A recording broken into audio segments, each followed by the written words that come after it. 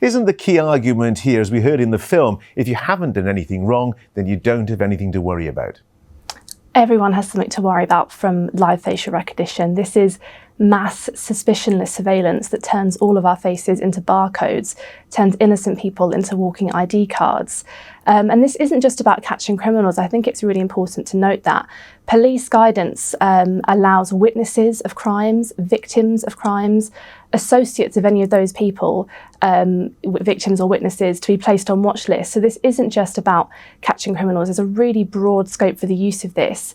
And as with many forms of surveillance technology, this is really just the beginning, and we could be seeing a whole new era of biometric surveillance in public life that is totally without suspicion. That sounds like scaremongering. In practice, they want to try and pick out criminals that may be in crowds, endangering ordinary people going about their business. That is the police guidance. It very clearly states that it can be used virtually on anyone, potential witnesses even. So that is an extraordinary breadth that police have given to themselves. And there really isn't any democratic mandate for this. There are no laws that mention the words facial recognition. MPs have never even debated facial recognition.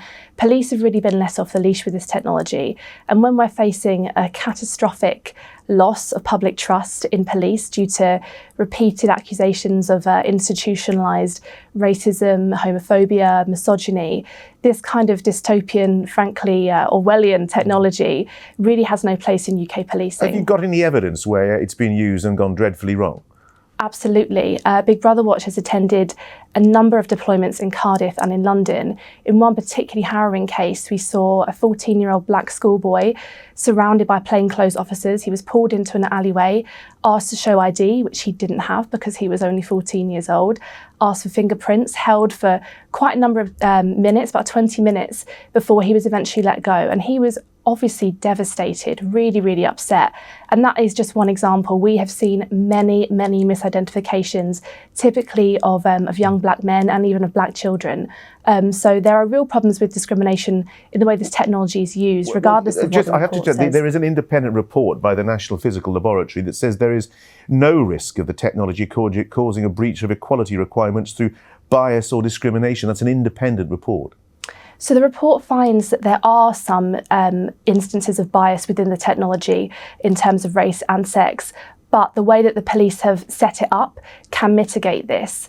But of course, the algorithm is just one side of the story. Facial recognition runs with watch lists, and police forces have refused to tell us the ethnicity makeup of these watch lists. And as I've said, when we've seen facial recognition in use, time and time again, it's black people who are being wrongly stopped, wrongly flagged by this technology. So the algorithm is one part of it. The way that these watch lists are made up is really key, and we're really concerned about that as well. Madeleine Stone, we'll have to leave it there. Thank you very much indeed.